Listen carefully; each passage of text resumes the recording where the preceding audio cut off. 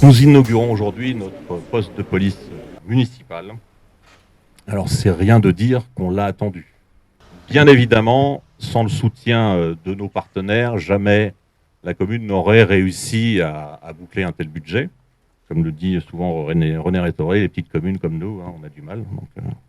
Donc sans le soutien de la région pour 210 600 euros, sans le soutien de l'État au travers la décile pour 463 353 euros, et sans le fonds de concours de Grand Paris Sud pour 228 204,52 euros, tout ça est toujours très précis. Voilà, on s'en sort bien, et encore une fois, sans nos partenaires, nous n'y serions pas arrivés, et encore une fois, je les remercie. Première réunion de chantier ont lieu en novembre 2021 pour un premier coup de pelle en janvier 2022.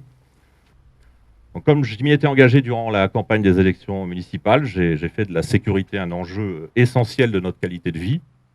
Voilà, ce poste en est un des exemples visibles. Je vous remercie. Qui présente les fonds de concours versés par la communauté d'agglomération aux communes. Alors, ces fonds de concours, c'est l'illustration d'un pacte de solidarité qui a été signé entre Grand Paris Sud et les communes et qui est profitable à l'ensemble des communes. Et là, il a profité, ce pacte, à la construction de ce superbe poste de police municipale. Ce projet réalisé, il va certainement améliorer cette sécurité à Cesson. Voilà, je vous remercie de votre attention. Une collectivité, une région s'engage sur les questions de sécurité, ça ne fait pas partie de ses compétences premières. Et pourtant, nous avons fait ce choix, on est la première région à s'engager parce qu'on a considéré qu'il y avait un intérêt à agir, un intérêt général pour nos concitoyens, en particulier en Île-de-France, où la question de la sécurité est tellement prégnante. Aujourd'hui, près de 40% des communes ont bénéficié directement dans le cadre du projet communal ou directement également dans le cadre d'une intercommunalité de l'action de la région pour l'équipement des polices. Ça regroupe beaucoup d'actions, comme nous là aujourd'hui ici, c'est la création d'un poste magnifique qu'on va avoir l'occasion de visiter, mais ça vaut aussi pour l'équipement, tout type de matériel, et pas simplement l'armement qui fait souvent débat, dont on considère que c'est une nécessité, mais ça vaut pour les caméras piétons, pour les véhicules, ça vaut pour les gilets pare-balles, dont ceux qui nous protègent ont besoin pour pouvoir être eux-mêmes protégés. Nous devons être tous les agents de cette continuité de la sécurité. Et vous, en tant que policiers municipaux, vous êtes le premier rideau de cette main tendue de la République. Et donc, nous serons à vos côtés pour, autant que faire se feu, pour restaurer ce lien entre nos forces de sécurité, la nation, parce que c'est ça qui fait la République. Je vous remercie. C'est évidemment avec plaisir, Monsieur le maire, que j'ai répondu à votre invitation pour cette inauguration. Nous savons tous les risques encourus par les forces de l'ordre, qu'il s'agisse de la police nationale ou de la police municipale, et il est indispensable aujourd'hui de faire bénéficier ces forces des meilleures conditions de travail possibles, des conditions de travail les plus favorables. Et donc, ce poste de police y contribue très largement.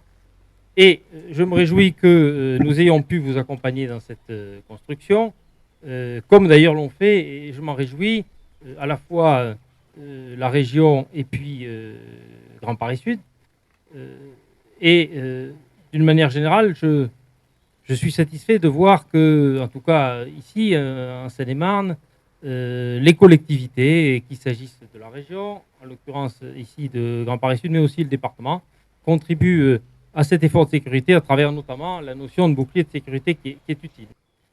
Mais garantir la sécurité, c'est évidemment éminemment un pouvoir régalien qui aujourd'hui ne peut pas être uniquement celui de l'État. Et les orateurs qui m'ont précédé, que je remercie d'ailleurs, ont à juste titre évoqué cette notion de continuum, c'est-à-dire que si l'État a des prérogatives, il doit aussi, pour les exercer pleinement, compte tenu de la complexité des choses et de l'évolution de la délinquance, je viens de dire un mot, s'appuyer sur d'autres forces, d'autres acteurs, et parmi ces acteurs figurent évidemment les polices municipales. Sur la vidéoprotection, il y a eu plusieurs écoles.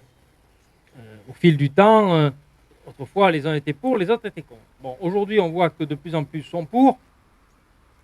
Et je crois quand même que l'expérience montre qu'elle a largement fait ses preuves. Le rôle dissuasif me paraît évident, mais il est parfois contesté. En revanche, il y a un rôle qui, lui, ne peut pas être contesté, c'est le rôle de contribution à l'élucidation des crimes et délits. Parce que là, pour le coup, la traduction concrète en caméra permet quand même d'identifier, et de plus en plus d'ailleurs, ça n'est pas une critique, c'est un constat, les magistrats souhaitent qu'il puisse y avoir des preuves tangibles, et malgré tout, on s'aperçoit que les films sont aujourd'hui des preuves tangibles de cela. Je suis heureux de constater enfin que le bâtiment que nous allons visiter dans quelques instants permet aujourd'hui de travailler dans de meilleures conditions. Merci à tous. Je vous laisse, voilà.